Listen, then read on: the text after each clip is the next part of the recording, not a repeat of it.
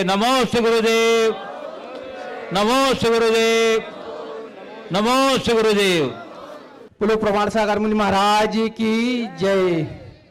बड़े हर्ष का विषय है कि हमारे नगर में मुनिराज द्वय का आगमन हुआ और पार्श्वनाथ भगवान का अभी ही कुछ ही दिनों पूर्व हमारे यहाँ विधि प्रतिष्ठा का कार्यक्रम संपन्न हुआ है और इसी तारतम्य में मुनिराज जी हमारे इधर पर पधारे हैं। सवाल करो जल्दी से। सवाल है कोई? हाँ सवाल करो। हम 84 लाख योनियों में भटक रहे हैं, जैन धर्म हमें मिला है। गुरुदेव, हम ऐसा क्या करें कि ये हमारी भटकन दूर हो और हम इस संसार से मुक्त हों? 84 लाख योनियों में भटक रहे हैं और उसके लिए क्या करें? तो उसके लिए एक ही कार्य है, मोक्ष मार्ग में लग जाओ। धर्म है इसके लिए, है ना। चलिए आगे। श्री नीरज जी जैन मंदिर में देख रहा हूं कि आज दर्शकों के बीच श्री राहुल जी जैन युवा आईएएस पदाधिकारी जो जैन समाज के गौरव हैं, गुरु चरणों के अनन्य भक्त हैं और पूरी जैन समाज को उनसे बहुत बड़ी आशा है। मैं उन्हें सत्सम्मान यहाँ आमंत्रित कर रहा हूँ कि पधारें और मंच पर अपना स्थान ग्रहण करें और उनका सम्मान यहाँ की समाज करेगी।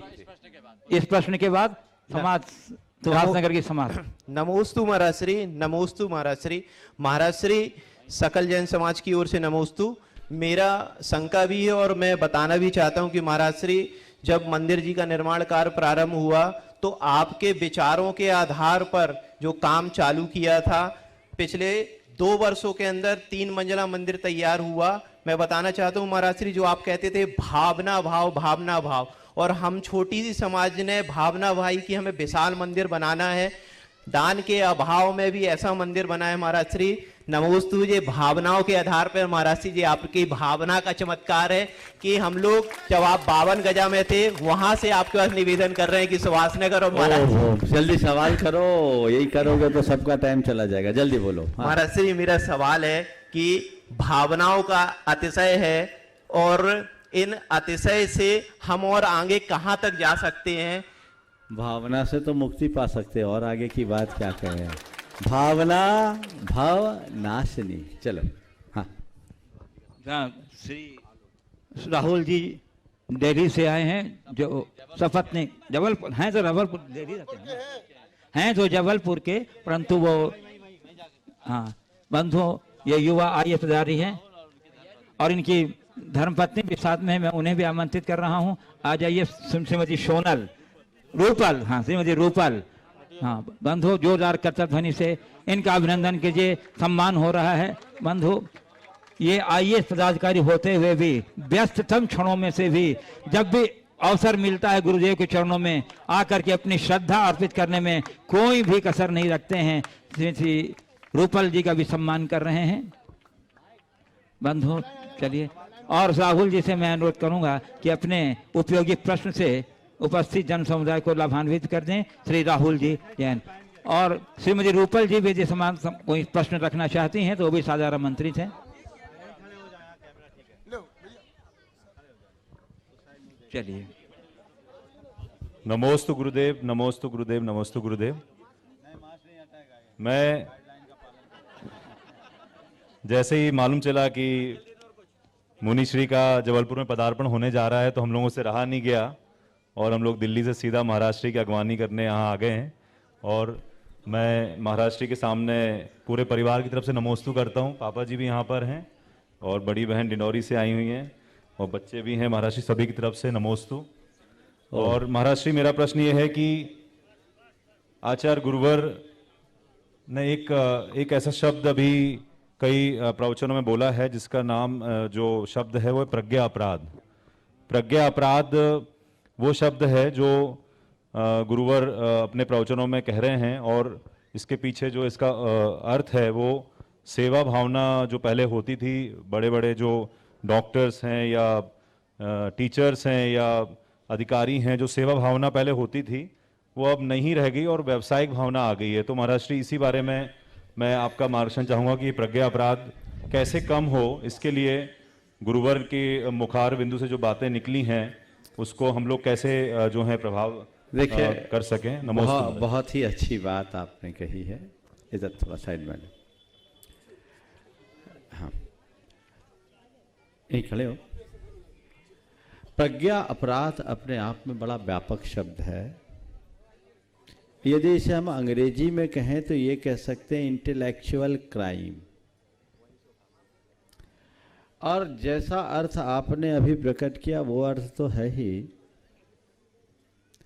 पर इसका अर्थ बड़ा व्यापक है। प्रज्ञा के होने पर अपराध करना, प्रज्ञा के साथ अपराध करना, प्रज्ञा के बल पर अपराध करना और प्रज्ञा को छुपाने का अपराध करना, ये चारों बातें मुझे प्रज्ञा अपराध के अंतर्गत दिखाई पड़ती है।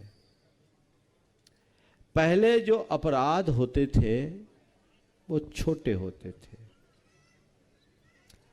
आदमी उसमें ज्यादा दिमाग नहीं लगाता था। पर वर्ल्ड ट्रेड सेंटर जैसी जगह में जो अटैक है ना, इसे मैं प्रज्ञा अपराध का सबसे विकृत रूप के रूप में देखता हूं। ये कोई अपढ़, निरक्षर, मूर्ख लोगों के द्वारा किया गया कृत्य नहीं था।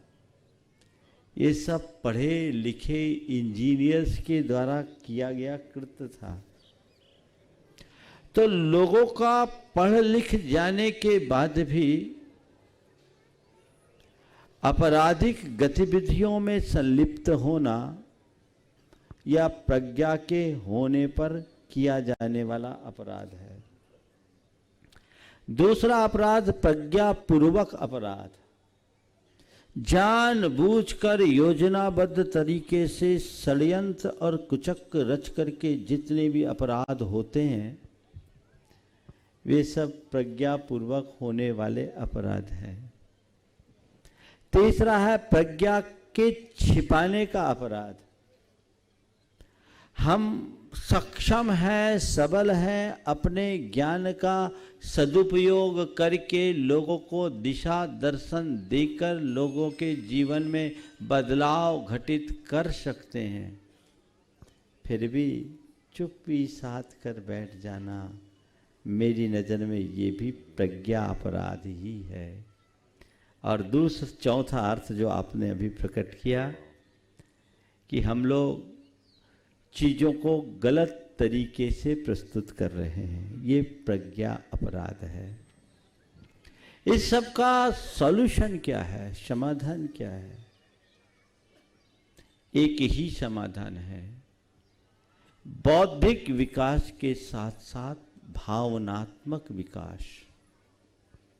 आज के इस दौर में मनुष्य का बौद्धिक विकास तो चरम पर पहुंच गया है, लेकिन भावनात्मक रूप से सब के सब रुग्ण दिखाई पड़ते हैं। तो ये जो भावनात्मक रुग्णता है, ये हमारे आने वाली समाज के लिए बहुत ही खतरनाक है। और आप ये देख लीजिए, आने वाले दिनों में जो आर्टिफिशियल इंटेलिजेंस की बात की जा रही है, पूरी मानवता के लिए त्रासदी बनने वाली है।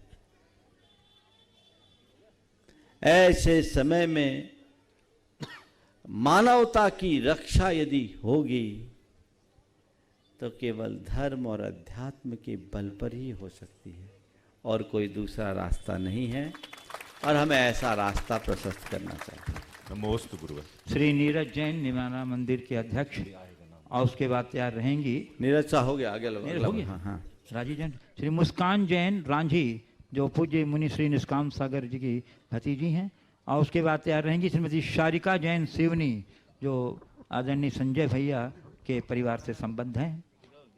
मुस्कान जैन रांझी, उसके बाद श्रीमती शारिका जैन सिवनी, हाँ, जो संजय भैया जी की बहन श्री हैं। नमोस्तु गुरुदेव, नमोस्तु गुरुदेव, नमोस्तु गुरुदेव। महाराज श्री हमेशा क्या प्रयत्न करें कि हमारा दृष्टिकोण सदैव गुणग्राही रहे और गुणों के प्रति हमारा सदैव बहुमान बना रहे। देखिए, बहुत अच्छा सवाल है इसका। मैंने कई लोगों पर प्रयोग कराया, भावना योग इसमें बहुत उपयोगी है। हमेशा एक सूत्र है, मुझे गुणग्राही बनना है, मुझे गुणग्राही बनना है, या गुण ग्रहण का भाव रहे नित्य, गुण ग्रहण का भाव रहे नित्य। मुझे अच्छाई देखना है, मुझे अच्छाई देखना है, मुझे अच्छा देखना है, मुझे अच्छा देखना है। कोई एक वाक्य आप अपना आधार वाक्य बनाओ और इस वाक्य को दिन भर में जितनी बार दोहरा सको दोहराओ।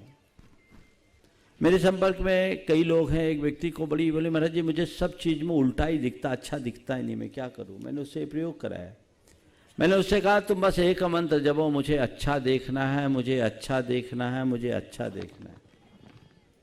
अत्यंत दीर्घ और लयात्मक तरीके से उसने किया। मेरी वॉइस उसने ले ली, अपने मोबाइल के रिंगटोन में भी डाल दिया और दिन भर में वो जब चाहे वो दोहराता, मुझे अच्छा देखना है, मुझे अच्छा देखना है, मुझे अच्छा देखना है। आप सुनकर ताजुब करोगे, 1.5-2 महीने नहीं हुए उसने कहा महाराज अब सब में कोई भी दिखता है ना, जब बुराई देखने को आती है तो लगता है मुझे अच्छा देखना है, मुझे अच्छा देखना है। ये हमारे सबकॉन्शियस माइंड में जब तक हम ऐसी बातें अंकित नहीं करते तब तक जीवन में बदलाव नहीं होगा। तो मैं एक बार पुनः आप सबसे कहता हूँ, आप जैसा होना चाहते हैं, जो पाना चाहते हैं, हर पल केवल उसकी और उसकी भावना भाएं। उस भावना को भाने से, उस वाक्य को बार बार दोहराने से जीवन में बहुत बड़ा परिवर्तन घटित हो सकता है। नमोस्तु महर्षि। श्रीमती शारिका जैन सिवनी जो आदरणीय संघ की बहन श्री हैं, और उसके बाद तैयार रहेंगी महिला मंडल सुभाष नगर। प्रश्न करता है साक्षी जैन जो महिला मंडल की कोषाध्यक्ष है। बोलिए संघ का समाधान प्रवर्तक वात्सल्य मूर्ति प्रमाण सागर जी महाराज जी, अरह सागर जी महाराज जी के चरण कमल में मेरा त्रैकाल बारंबार नमोस्तु। हे गुरुवर, जब हम आचार्य श्री के सानिध्य में जाते हैं और उनकी दर्शन करते हैं तो हम धन्य हो जाते हैं, और यदि हम अगर उनकी दृष्टि हमारे ऊपर पड़ जाती है या हम आहार दान दे देते तो हम ऐसा लगता हमारा मानव जीवन धन्य हो गया है। अगर जीव समोसरण में जाते हैं तो क्या सभी जीवों की ऐसी विशुद्धि बनती है तो मोक्षगामी हो जाते हैं क्या?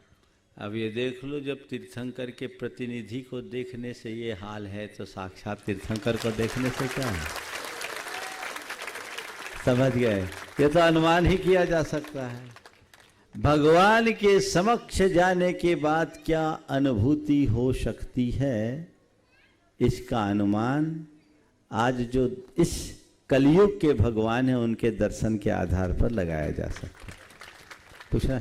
हाँ। गुरुवर, हाँ। और मुक्ति मार्ग का शॉर्टकट रास्ता क्या है? बहुत अच्छा। एक बार गुरुदेव से किसी ने बोला महाराज जी मोक्ष मार्ग के लिए क्या करें? उनने कहा शॉर्ट में बता दो। बोले कुछ नहीं करना, बड़ा सरल काम है। बोले क्या करना? बोले जिधर मुंह है उधर पीठ कर लो, जिधर पीठ है उधर मुंह कर लो। समझ गया? चलिए। श्रीमती संगीता जैन भी शायद बहन जी और संगीता जैन, हाँ संगीता जैन आपको महाराज श्री के चरणों में बारंबार नमोस्तु नमोस्तु नमोस्तु। साधर्मियों नाम बोल दो अपना। मैं श्रीमती संगीता जैन। हाँ। साधर्मियों के लिए गौकक्ष संप्रीति की बात कही है, इसके लिए गौकक्ष का ही उदाहरण क्यों दिया गया है? क्या है वात्सल्य के रूप में कहा गया है? हम तो साधर्मियों से प्रेम की बात कहते हैं, तो गुरुदेव वात्सल्य और प्रेम में क्या अंतर है? देखिए, वात्सल्य शब्द ही वत्स से बना है। गाय और बछड़े का जो पारस्परिक प्रेम होता है वो अद्भुत होता है, और हर उस व्यक्ति ने देखा होगा जो गाय और बछड़े को निकटता से देखा है, अनुभव जरूर किया होगा। वत्स शब्द से ही वात्सल्य बना है, और साधर्मी व्यक्ति के प्रति वात्सल्य का भाव होना ही चाहिए। आपने पूछा है वात्सल्य और प्रेम में क्या अंतर है? प्रेम का ही एक सात्विक रूप वात्सल्य है। समझ गए? वात्सल्य सात्विक स्नेह की अभिव्यक्ति है, जहाँ सामने वालों के गुणों के प्रति अनुराग रखते हुए उसके हित की भावना के साथ भावनात्मक लगाव रखना है, और कोई स्वार्थ न हो, उसका नाम वात्सल्य है। और प्रेम इसी वात्सल्य का और विकसित और निखरा हुआ रूप है जो जगत के चराचर के प्रति होता है। नमोस्तु। महिला मंडल सुभाष नगर और उनके प्रश्न पूछेंगी उनके कोषाध्यक्ष साक्षी जैन।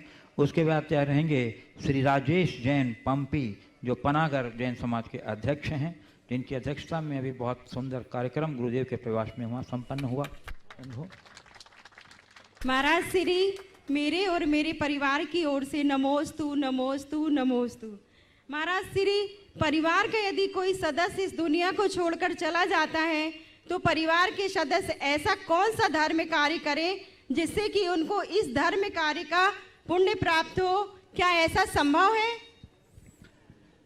जो चले गए उनको पुण्य का प्राप्ति हो, ऐसा पूछना चाह रहे हैं। देखो, मैं एक सवाल करता हूँ, राख को सींचने से अंकुर फूटता है या बीज को सींचने से अंकुर फूटता है? बोलो। बीज को सींचने। वो तो राख हो गया, उसको सींचोगे तो कौन सा अंकुर होगा? एक बात ध्यान रखना, हर प्राणी अपने अपने किए का ही फल पाता है, दूसरों का नहीं। समझ गए? तो किसी की मृत्यु हो गई, मरणोपरांत आप उसके नाम से अगर कोई पूजा पाठ धार्मिक आयोजन करते हैं तो उसका फल उसको नहीं मिलने वाला, आपको ही मिलेगा, आप अगर करोगे तो। नहीं तो यहाँ का पुण्य वहाँ ट्रांसफर हो जाए तो फिर कहना क्या? असंभव।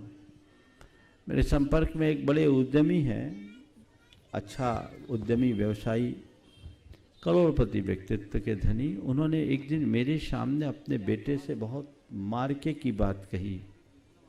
उन्होंने कहा, बेटा मेरे पास जो धन है यदि मैं चाहूं तो तुम्हें कुछ या सब दे सकता हूं। मेरे पास जो धन है यदि मैं चाहूं तो उसका कुछ भाग या सब कुछ तुम्हें दे सकता हूं, लेकिन मेरा जो पुण्य है ना वो चाहे भी तो तुम्हें नहीं दे सकता, तुम्हें अपना पुण्य तो खुद कमाना होगा। मैंने कहा बहुत ही पते की बात है ये, और ये हर किसी को समझना चाहिए। तो एक बात और आपके प्रश्न के माध्यम से संदेश के रूप में मैं सबसे कह देता हूं, मेरे जाने के बाद बाल बच्चे दान पुण्य कर दें, इस भरोसे धन छोड़ के मत जाना, क्योंकि वो उनके ही खाते जाएगा, तुम्हारे खाते नहीं जाएगा। अपने खाते रखना है, अपने खाते ले जाना है, तो अपना तिया पांचा करके जाओ, जीते जी। समझ गए ना? जो कुछ करना अपने हाथ से करो। किसी के वियोग से बाद उसके नाम से पूजा पाठ करना तो मोह की अभिव्यक्ति है।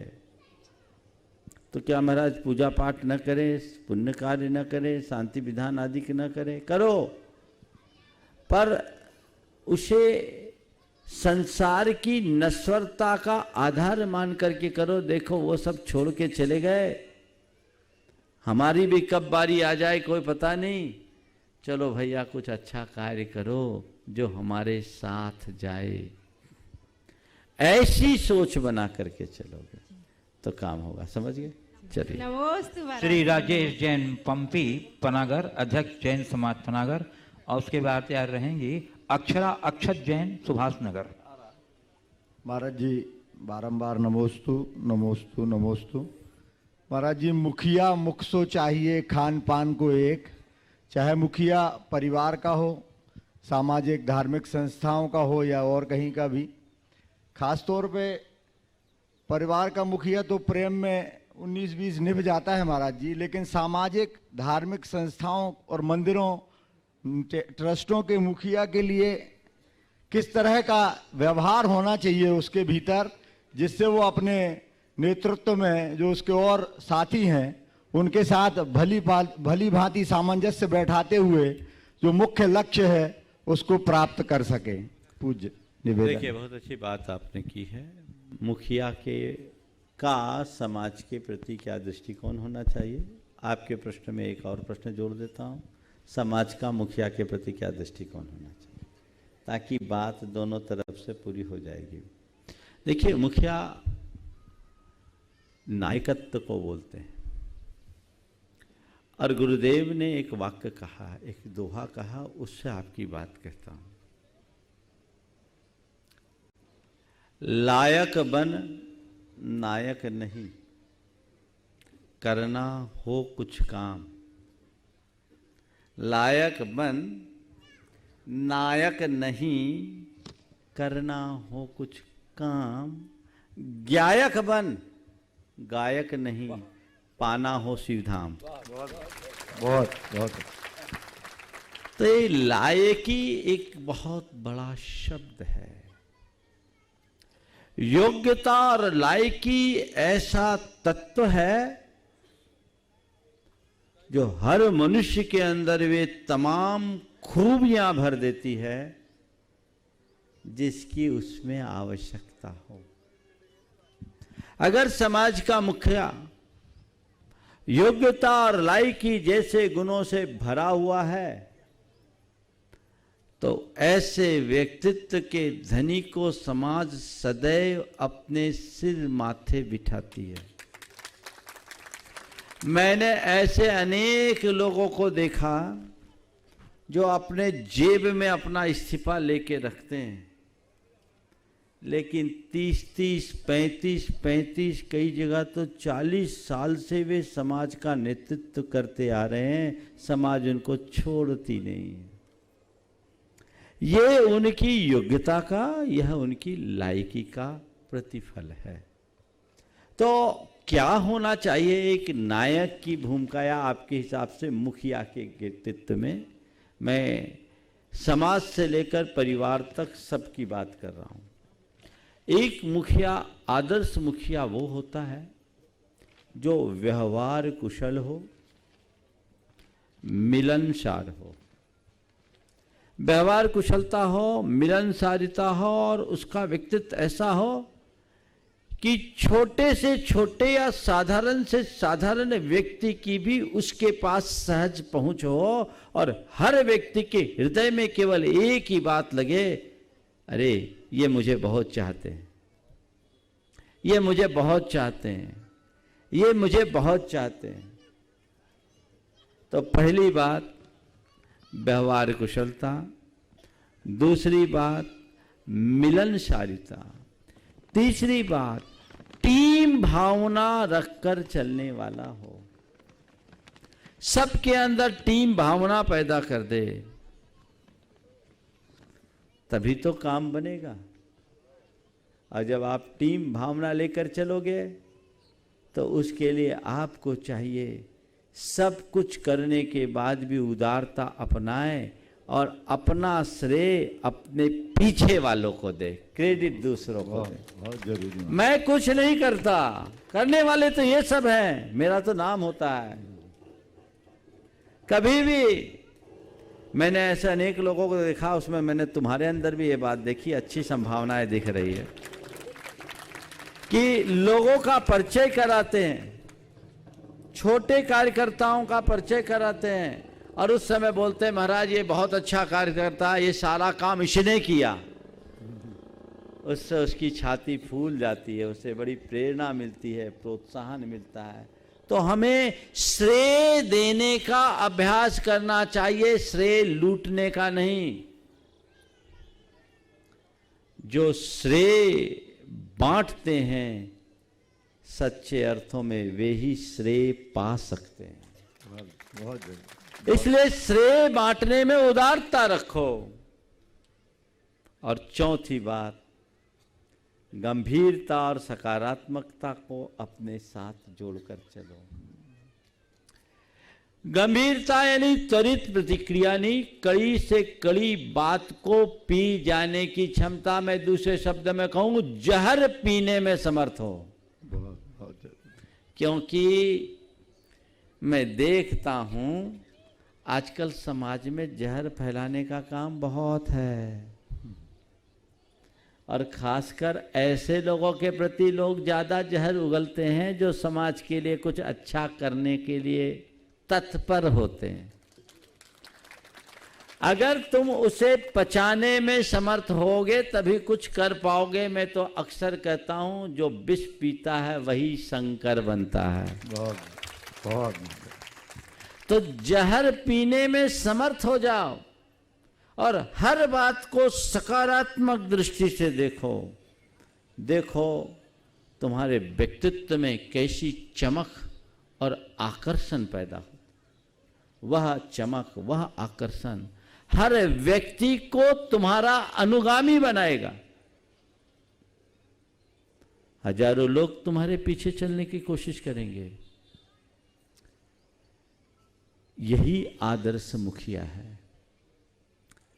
अपना व्यक्तित्व ऐसा बनाओ कि लोग तुम्हें अपने सिर पर बैठाने के लिए लालायित हो उठे, पर जीवन में कभी किसी की सिर पर बैठने की चेष्टा मत करो। बहुत बढ़िया, बहुत बढ़िया। लोग तुम्हें सिर पर बैठाने के लिए पागल हो, पर तुम कभी किसी के सिर पर बैठने की कोशिश मत करना। जीवन का संतुलन इसी में होगा। अब रहा सवाल, मुखिया के प्रति लोगों का क्या दृष्टिकोण। तो लोगों को चाहिए हमेशा मुखिया के पीछे चले, उसके स्वर में स्वर मिलाए, और यदि कोई बात मुखिया के विरुद्ध आए और तुम्हारा मुखिया सही है तो उसके आगे ढाल बन करके खड़े हो जाओ। ये वाह वाह, बहुत उसकी आलोचना नहीं, उसकी अनुमोदना करो। अगर अच्छा मुखिया है तो हमें उसके प्रति आंख बंद करके सपोर्ट करना चाहिए। अब मुखिया का चुनाव करते समय भी थोड़ा सोचना चाहिए, पर अब तो लोकतांत्रिक प्रक्रिया है, वोट की राजनीति है। अब मुखिया कौन बन जाए पता नहीं। एक बड़ा बदलाव मैंने इन दिनों में देखा है। पहले लोगों को जबरदस्ती बैठाया जाता था, अब उठाना पड़ता है। बैठ जाने के बाद उठने का नाम न ले तो मैं उसके लिए क्या कहूँगा। बहुत कृपा आपकी महाराज जी। नमोस्तु। अक्षरा अक्षत जैन सुभाष नगर, और उसके बाद तैयार रहेंगे संदेश जैन कटनी। नमोस्तु महाराष्ट्री, नमोस्तु महाराष्ट्री।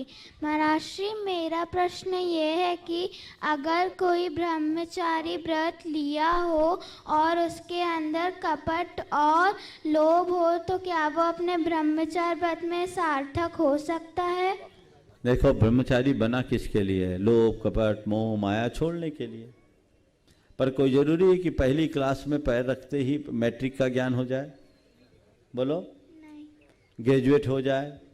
धीरे धीरे होगा ना। हाँ। तो ब्रह्मचारी अगर है या कोई साधु है, उसे गुस्सा, कपट, मोह नहीं करना चाहिए। लेकिन ये नहीं सोचना कि आज हम ब्रह्मचारी बने तो कल ही मेरे सब गुस्सा कपट खत्म हो जाए। कोई जादू थोड़ी है। उसको दूर करने के लिए तो ब्रह्मचारी बने।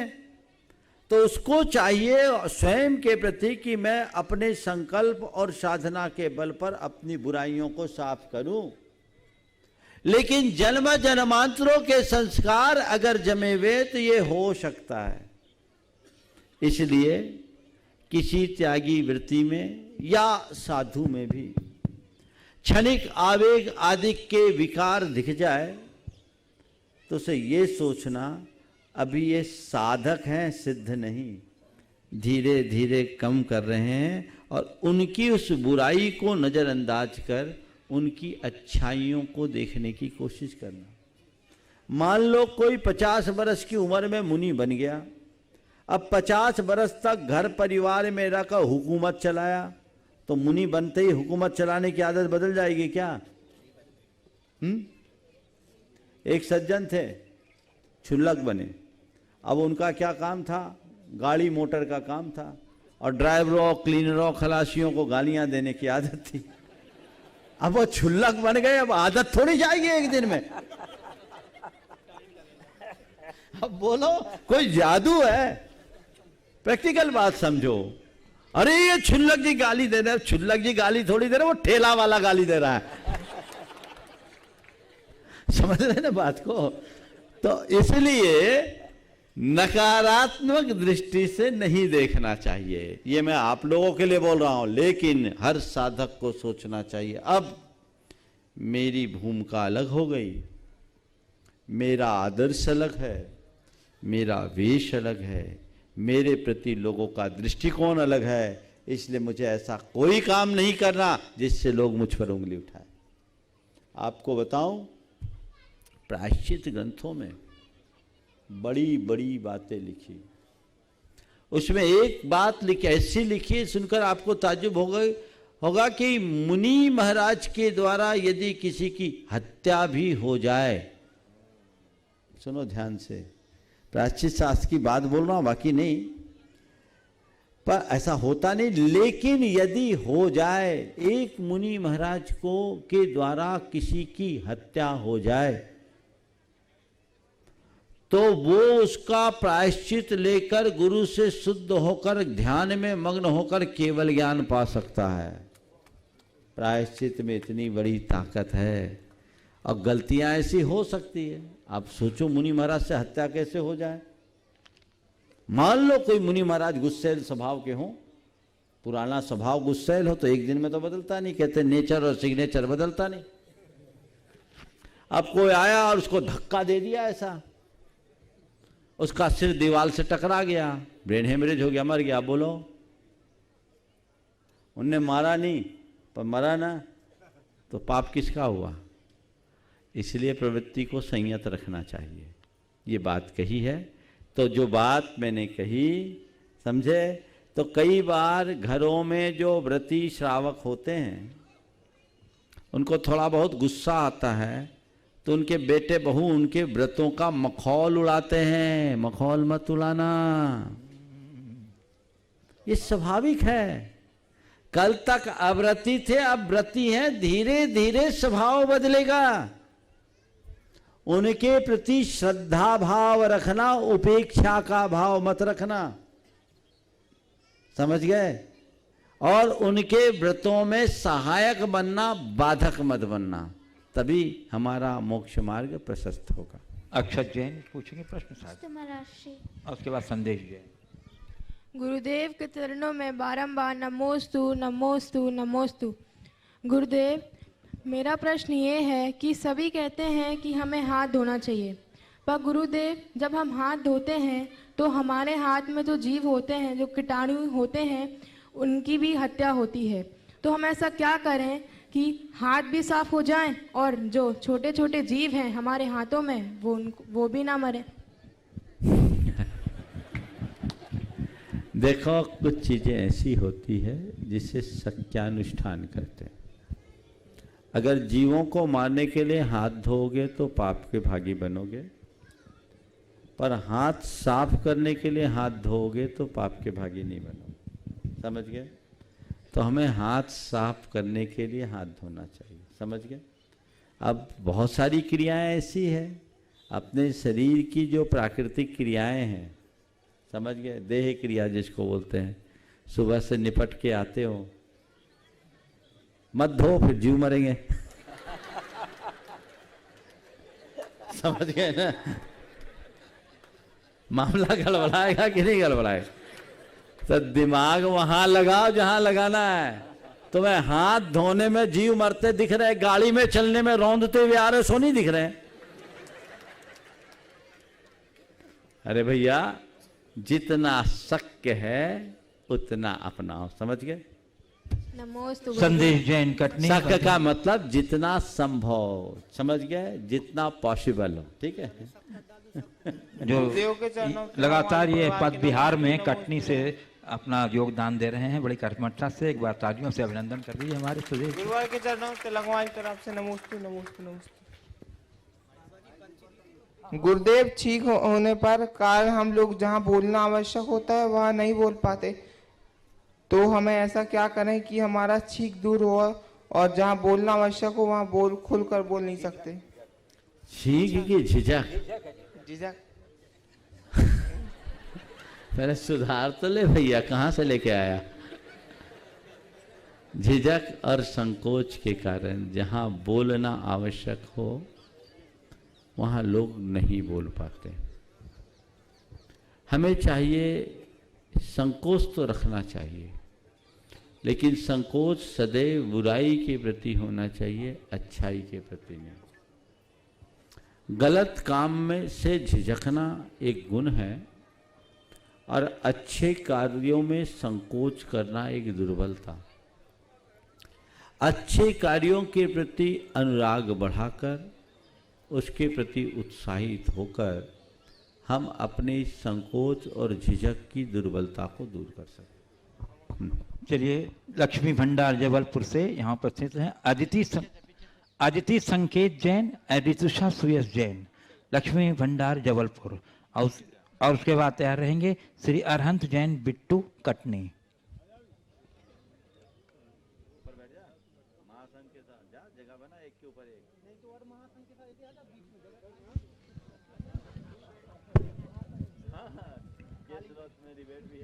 हेलो, दोनों महाराज जी के चरणों में नमोस्तु नमोस्तु नमोस्तु। महाराज जी मेरा ये प्रश्न है कि शादी के बाद बहुत सारी न्यू रिस्पॉन्सिबिलिटीज आ जाती है और एक लड़की का पूरा जीवन चेंज हो जाता है, तो उसको मैं कैसे पॉजिटिविटी लाऊं और सब चीज़ें अच्छे से निभाऊं? अपनी माँ से पूछो कि माँ आप भी इस दौर से गुजरी, उस समय आपका क्या एक्सपीरियंस रहा, समझ गए? और माँ पास में नहीं है तो सासू माँ तो बगल में हो गई, आई है ना? तो उनसे पूछो, वो भी इस दौर से गुजरी। और तुम्हारी सासू माँ से कहता हूँ, इस परिवर्तन में जो जो परेशानी आई हो और अपनी सासू के तरफ से जो आई हो, अपनी बहू के प्रति उसको बचा लेना। और बेटा कहना कि देख, बोलना बेटा देख, मेरी सासू माँ तो पुराने विचारों की थी, उन्होंने मेरे साथ ऐसा किया, पर मैं ये नहीं करूँगी, लेकिन ये चीज़ें हमको चेंज लाने में हमारा जीवन ईजी हो जाता है। बस इतनी सी चीज़ें हों, और ये बहुत ज़रूरी हिदायत है माँ का और सासू माँ का। यदि अनुभवपूर्ण सकारात्मक संबोधन किसी बेटी को मिलता है तो उसमें आदर्श बहू के गुण अपने आप प्रकट हो जाते हैं। लेकिन दुर्भाग्य है,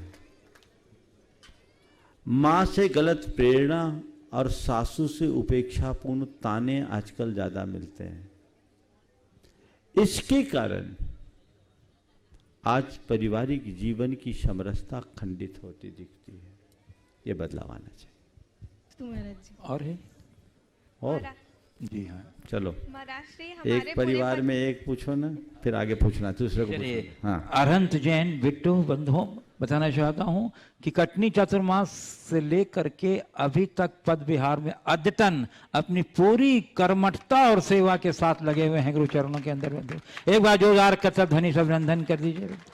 ये कहते हैं मुझे घर में मन ही नहीं लगता है, तुरंत जाते हैं तुरंत लौट आते हैं। एक बार हमारे से अरहंत बिट्टू। और इसके बाद तैयार रहेंगी श्रीमती रूपल जैन, धर्मपत्नी श्री राहुल जी जैन, IAS जबलपुर। महाराज श्री के चरणों में त्रिबार नमोस्तु नमोस्तु नमोस्तु।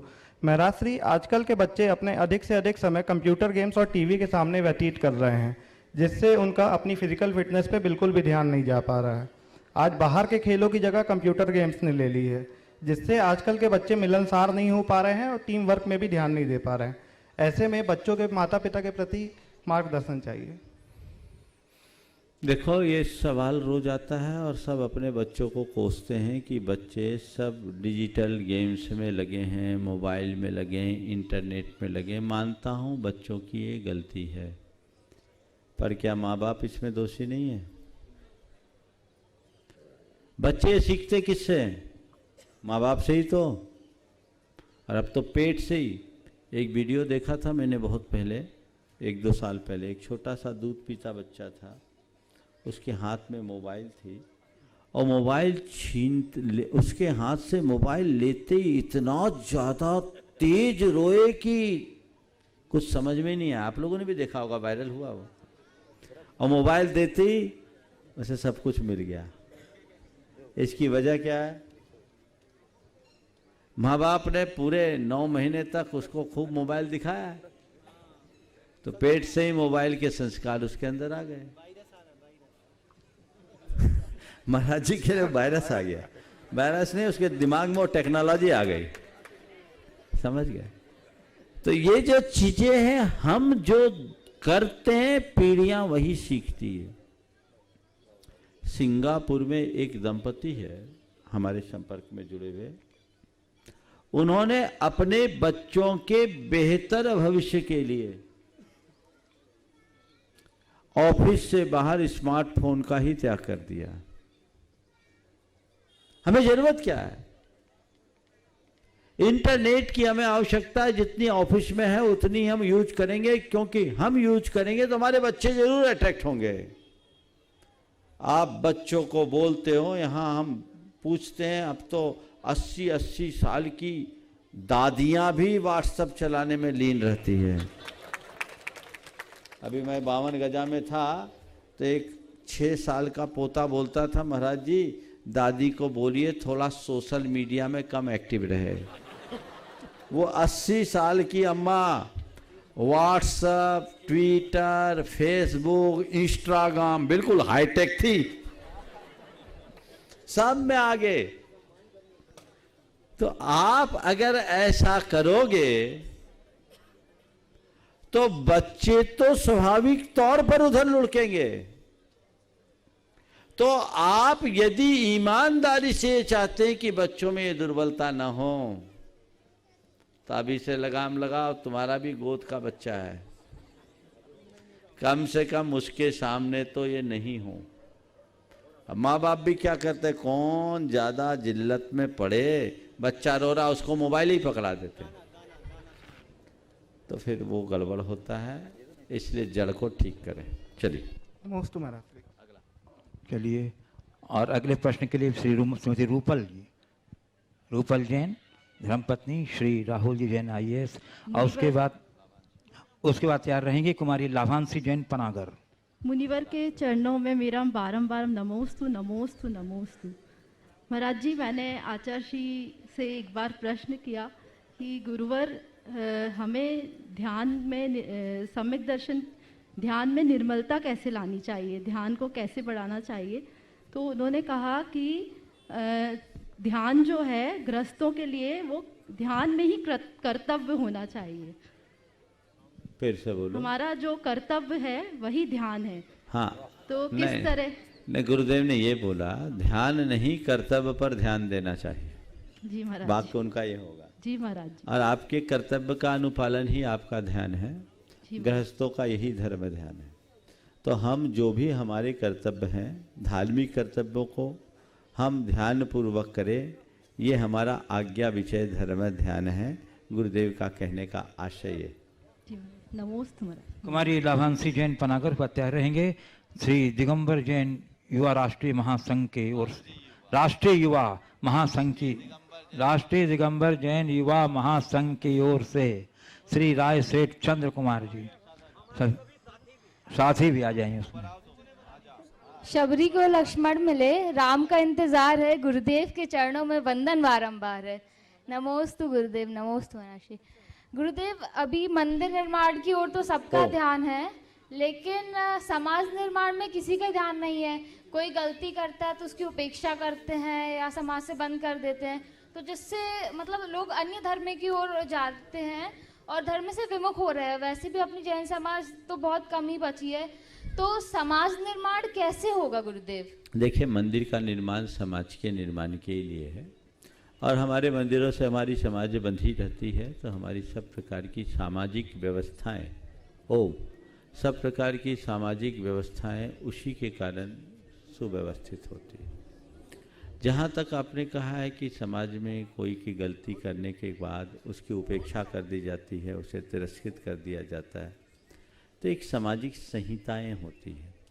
अगर दंड विधान न हो तो हमारा देश भी नहीं चल सकता।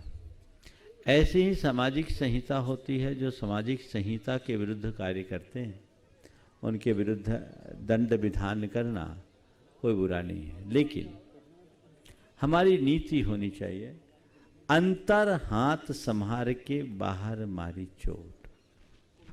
किसी भी व्यक्ति के प्रति जो भी दंडात्मक कार्यवाही है वो सुधार की भावना से होनी चाहिए, द्वेष की भावना से नहीं। अगर सुधार की भावना से हम ऐसी प्रक्रियाएं अपनाएंगे तो उससे समाज का निर्माण होगा, और द्वेष की भावना से ऐसे प्रक्रिया को अपनाने वालों समाज का नुकसान होता है। तो ये प्रक्रियाएं हैं, संहिताएं अपनी अपनी जगह है। आज तो बहुत बड़ा परिवर्तन हो गया। मैं कहूँ कि समाज आज ज़्यादा उदार हो गई, और इस उदारता के कुछ साइड इफ़ेक्ट भी आ गए। पहले हमारे समाज में अगर कोई थोड़ी भी गलतियां करता था तो उसके विरुद्ध बड़े बड़े एक्शंस होते थे। हमने एक बार, मुझे बताया, नागपुर पंचायत की एक अध्यक्ष ने हमसे कहा था जब हम रामटेक में थे कि महाराज हम अपना पुराना रिकॉर्ड देख रहे थे तो उसमें एक व्यक्ति ने बाजार में कचौड़ी खा ली तो पंचायत बैठी थी। ये जैन समाज का उच्च आदर्श था। कचौड़ी खाने के कारण नहीं, अशुद्ध कचौड़ी खाने के कारण। समझ गए? तो हमें अपनी सामाजिक रीतियों और नीतियों के प्रति पूर्ण जागरूकता रखनी चाहिए। समझ गए? बस एक ही सवाल। चल, हाँ, श्री रायशेठ चंद्र कुमार जी, और उसके बाद ठहरेंगे श्री मल्ल कुमार जी जैन, अध्यक्ष देवोदय महासंघ। मुनिश्री के चरणों में मेरे समस्त राष्ट्रीय दिगंबर जैन युवा महासंघ जबलपुर की ओर से बारंबार नमोस्तु नमोस्तु। हाँ बोलो। महाराज श्री, वास्तव में तो अब कोई शंका रह नहीं गई, फिर भी पूछ रहे हैं। जो अभिलाषा थी वो आज परिपूर्ण हो गई और प्राप्त भी हो गई। आपके श्री चरणों में मेरे समस्त संघ का, समस्त नगरवासियों का कोटि कोटि अभिनंदन महाराज श्री। फिर भी मैं महाराज जी आपसे एक क्वेश्चन पूछना चाहता हूँ। युवा संगठन का समाज को सुव्यवस्थित करने में एवं सम्यक दिशा प्रदान करने में क्या भूमिका होना चाहिए? क्या यह कार्य सिर्फ बुजुर्ग ही कर सकते हैं? कहीं यह छोटी मुंह बड़ी बात तो नहीं है? थोड़ा रुक जाओ, जबलपुर में इसकी बात कर लेंगे तो ज्यादा महाराज जी, जब थोड़े युवा और ज्यादा होंगे इसको अभी होल्ड करते। नमोस्तु महर्षि, नमोस्तु ब्रह्मचारी महर्षि। मुझे एक बात और ब्रह्मचारी विनोद भैया हरिका माँ द्रौपदी माता जी के पास से आ रहा हूँ। माता जी ने और समस्त संघ ने आपके श्री चरणों में अपना नमोस्तु कहा है। बहुत हाँ। ले दो ब्रह्मचारी विनोद भैया जी, मल्ल कुमार जी को, और मल्ल कुमार जी जी, मल्ल कुमार जी। मुनिश्री नमोस्तु महाराज जी। ये भतीजे की तरफ से फोन है कि मतलब प्रश्न महाराज जी कि जो चेन सिस्टम था या गरीबी की रेखा के मध्य में जो जीने वाले लोग थे, आज उनका व्यापार डाउन हो रहा है और बड़े और छोटे लोग पनप रहे हैं, लेकिन इसके लिए कैसे करें? व्यापार हो चाहे किसान हो। देखिए, एक दूसरे को सहयोग करते हुए व्यापार की नीतियों को आगे बढ़ाना चाहिए। आज ऐसे लोगों के लिए अगर हम लोग, एक व्यापारी दूसरे व्यापारी को अपना व्यापारिक सहयोग दे दे तो बहुत बड़ा काम हो सकता है। मैं लोगों को सलाह दूंगा, हर अच्छे व्यापारी के बहुत सारे आनुषांगिक व्यापार होते हैं। आनुषांगिक व्यापार यानी उस व्यापार से लिंक्ड व्यापार जो वो एक दूसरे के ऊपर निर्भर होकर करते हैं। यदि केवल इतना संकल्प ले ले कि मैं अपने व्यापार से जुड़े हुए जो भी व्यापारिक कार्य हैं उन लोगों के साथ करूंगा जो हमारा ज़रूरतमंद साधर्मी है, तो समाज अपने आप में समुन्नत हो सकती है। प्रक्रिया छोटी सी है, परिणाम बहुत बड़ा निकल सकता है। ठीक है बिंदु, आज सब आप लोगों में बड़ा उत्साह दिख रहा है, और अब हम जबलपुर के नगर निगम के भीतर तो पहुँच गए कि नहीं पहुँच गए? पनागर तो बाहर था और लक्षण भी दिख रहा है, लेकिन मैं आप सबसे पुनः कह रहा हूँ, इसी भीड़ से बचने के लिए मैं शहर में प्रवेश नहीं कर रहा हूँ, बाहर जा रहा हूँ। पता है ना आप लोगों को, हमारा प्रवेश सीधे पूर्णायु में होगा, जो परसों की सुबह है ना, परसों सुबह पूर्णायु में प्रवेश होगा, और कल कहाँ धनसरी में सुबह का प्रवचन होगा, वहाँ से प्रवेश के बाद, और वहाँ तो वो होगा ही, उसके बाद जो होता है प्रवचन के बाद वो भी होगा, है ना।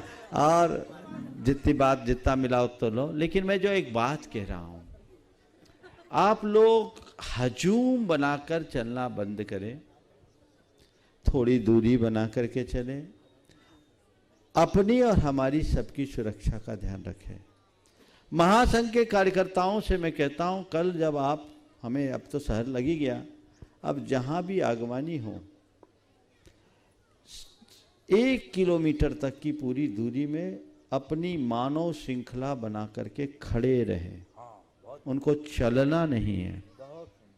आप जहां हैं वहीं खड़े रहें, तो अपने आप सब कुछ सुव्यवस्थित हो जाएगा, सबको अच्छे से दर्शन भी मिलेंगे और आपकी सुरक्षा भी होगी। ये व्यवस्था आपको आगे से करनी है जहाँ भीड़ हो, क्योंकि मैं देखता हूँ सबसे ज़्यादा भब्बड़ मेरे साथ के लोग करते हैं। वो युवा इतने उत्साही होते हैं, कभी कभी महाराज को भी धक्का दे देते। हम तो पीछे ही हो जाए। हाँ वो तो अब महाराज तो ठीक है, हम भी खा गए धक्का, ऐसे चिंता नहीं करना। उसमें होश नहीं रहता। थोड़ा विवेक रखो। मुझे मालूम है जबलपुर कितना बड़ा है, इसी डर से अंदर नहीं घुस रहा हूँ। समझ गए ना? तो ये जबलपुर अगर अंदर जाऊं तो सारे रिकॉर्ड टूट जाएंगे, मुझे पता है, लेकिन हमें संयत होकर कार्य करना है, इसी में हमारी सार्थकता होगी। मल्ल कुमार जी बोलिए। और उसकी बात तैयार रहेंगी। बस हो गया, खत्म, आखिरी खत्म। मनीषा चौधरी चरणों में नमोस्तु नमोस्तु। महाराज श्री दयोदय महासंघ की ओर से सभी गौशालाओं की कार्यकर्ताओं की ओर से नमोस्तु महाराज। महाराज जी हमारा प्रश्न है, जीवनधर कुमार जो हैं महावीर स्वामी के पहले मोक्ष गए कि बाद में गए? जीवनधर कुमार शायद महावीर भगवान के पूर्व ही हुए हैं, वो और तीर्थ में हुए हैं। थोड़ा सा पुरानों में देखना पड़ेगा, तब मालूम पड़ेगा। इस प्रकार आज के सत्र को परम पूज्य गुरुदेव के चरणों में नमन अर्पित करते हुए यहीं पर विराम। बोलिए परम पूज्य आचार्य गुरुवर श्री विद्यासागर जी महाराज।